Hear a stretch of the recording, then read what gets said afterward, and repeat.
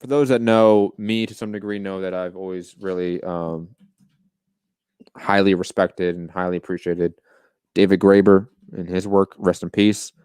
He passed away last year, and he's one of the first like academics to radicalize me in a sense. So I feel like I owe a lot of my personal journey to David Graeber's work, his insights, just him as a person too.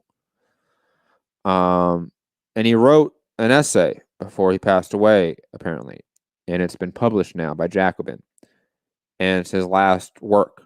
And I thought it's a short essay; it's only about a few paragraphs long.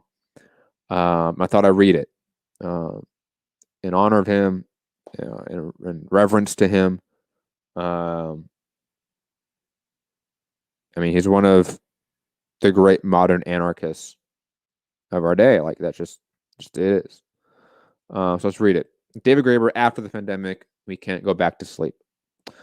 In an essay penned shortly after his death, David Graeber argued that post-pandemic, we can't slip back into reality where the way our society is organized to serve every whim of a small handful of rich people while debasing and degrading the vast majority of us is seen as sensible or reasonable.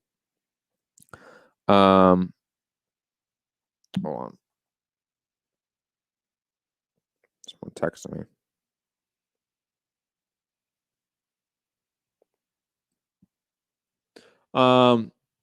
Excuse me.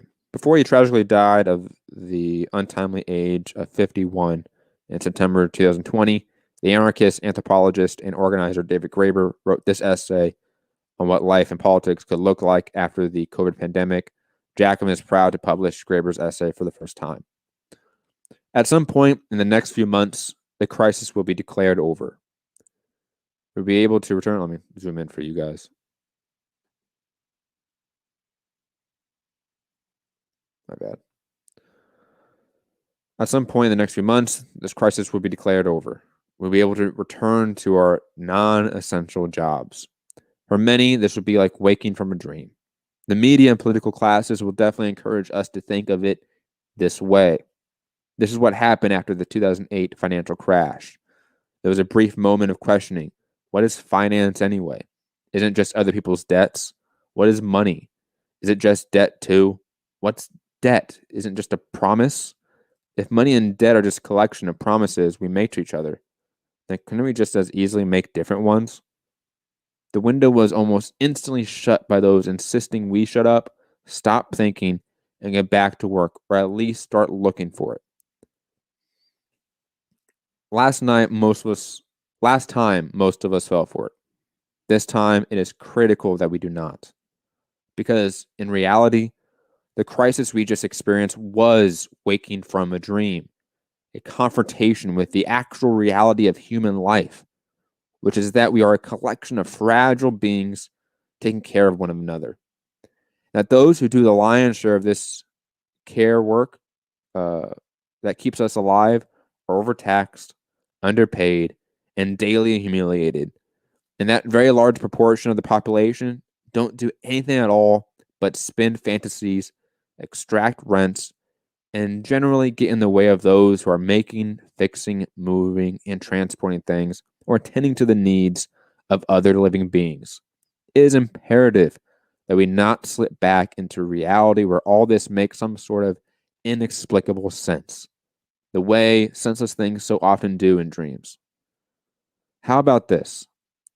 Why don't we stop treating it as entirely normal? That the more obviously one's work benefits others, the less is likely to be paid for it. Or insisting that financial markets are the best way to direct long-term investment, even as they are propelling us to destroy most life on Earth. Why not instead, once the current emergency is declared over, actually remember what we've learned? That if the economy means anything, it is the way we provide each other with what we need to be alive, in every sense of the term.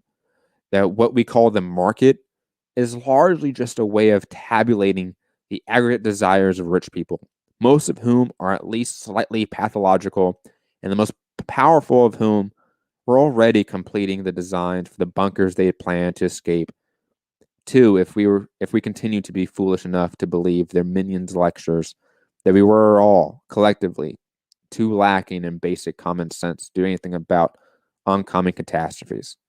This time around, can we please just ignore them? Most of the work we're currently doing is dream work. It exists only for its own sake, or to make rich people feel good about themselves, or to make poor people feel bad about themselves. And if we simply stopped, it might be possible to make ourselves a much more reasonable set of promises. For instance, to create an economy that lets us actually take care of the people who are taking care of us. Rest in peace to David Graeber. He will be missed.